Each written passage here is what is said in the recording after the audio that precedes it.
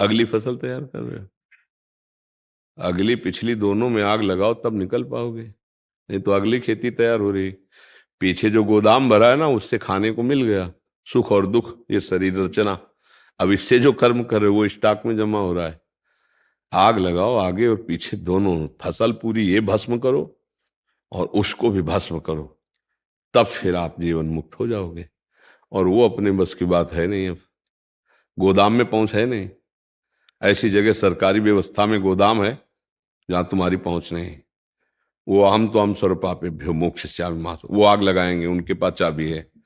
हमारे संचित कर्म गोदाम की चाबी भगवान के हाथ में है। इसीलिए भगवान के बिना कोई भव समुद्र से पार नहीं हो सकता। भगवान की आराधना, और अब जो नया कर्म है वो भगवद अर्पित करो।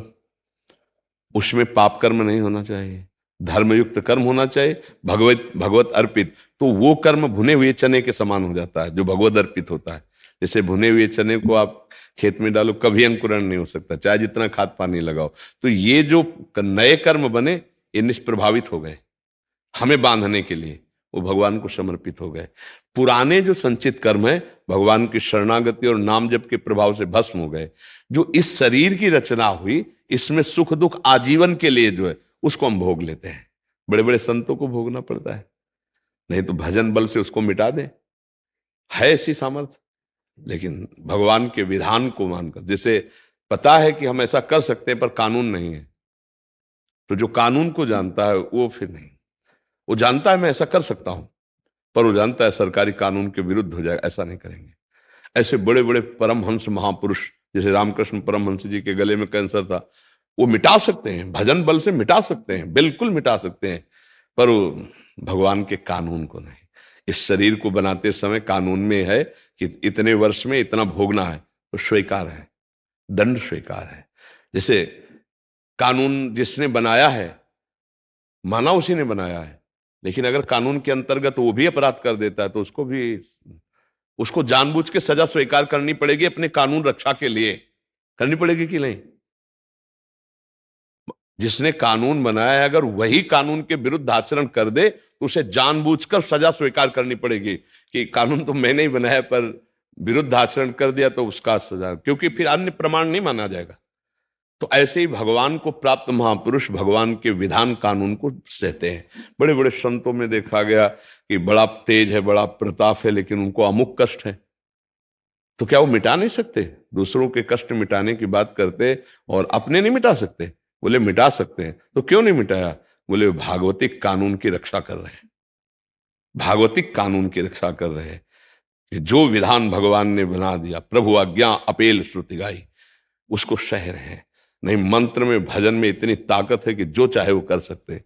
पर इसी बात का तो राक्षस लोग दुरुपयोग उठाए। भक्त और राक्षस में क्या अंतर? दैत्यों ने भारी तपस्या की और उसका दुरुपयोग किया, मार के फेंक दिया भगवान ने। अब देखो ना, वो भी तो तपस्या किए, लेकिन एक भक्त तपस्या करता है और बड़े बड़े कष्ट सहता है तो भगवान उनके अधीन हो जाते हैं। और वो जगत मंगल करने वाले महात्मा, वो दूसरों का कष्ट मिटा देंगे पर अपने शरीर के कष्ट को नहीं, उसे भोगते हैं। ये भगवान का विधान।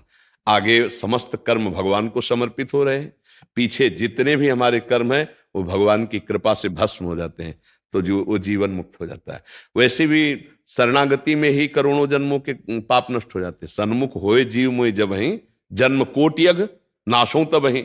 जे ही शरणागत हुआ भगवान के, तो करोड़ों जन्म के पाप, पर करोड़ों थोड़ी अनंत जन्म हो चुके हैं। पूरी जब से सृष्टि रची तब से आज तक का रजिस्टर जलाना है, वो भगवान जलाएंगे। तभी तो जीवन मुक्त होना कोई ऐसे सहज माना जाता है। भगवान का आजीवन भजन, पापाचरण रहित धर्माचरण, भगवान का आश्रय, निश्चित भगवत प्राप्ति हो जाएगी। या अंतिम समय अचानक भगवान का नाम याद आ जाए तो पूरा फाइनल सही हो जाएगा। अंतिम सही हो गया तो फाइनल सही हो गया। जैसे अजामिल अंतिम समय नारायण बोल दिया तो पूरा जीवन पापाचरण रहा, कोई प्रायश्चित नहीं हुआ, लेकिन बाजी जीत गया, क्योंकि फाइनल में नारायण बोला तो परम पद का अधिकारी बन गया। पर अंतिम समय कैसे आएगा? उस समय तो अचानक घटना घटेगी या कोई भयानक पीड़ा होगी, तब शरीर छूटता है। उस समय भगवान ही स्मरण आके बन जाए तो बन जाए, नहीं उस समय स्मरण थोड़ी होता है। जीवन भर जो भजन करता है उसके अंतिम समय भगवान उसकी स्मृति बन जाते हैं। आकर राधा पहुंच गया राधा रानी के पास। कृष्ण पहुंच गया, राम पहुंच गया राम जी के पास। ये भगवान देते हैं, जीवन भर भजन किया है। अब अंतिम समय सिद्धांत है, जो आपकी स्मृति वही, जैसे भरत जी अंतिम मृग का स्मरण किया तो हिरन बन गए। भजन का फल कि भगवान अंतिम समय हमारी याद में आ जाए, वो भगवान देते हैं। इसलिए जीवन भर पाप से डरा जाता है, धर्म से चला जाता है, नाम जप किया जाता है, शरीर के कष्टों को भोग लिया जाता है। भजन के बल से पूर्व संचित पाप भस्म, आगे के कर्म निष्फल, प्रारब्ध भोग लिया, जीवन मुक्त होकर भगवान को प्राप्त हो गया। समझ पा रहे हैं आप?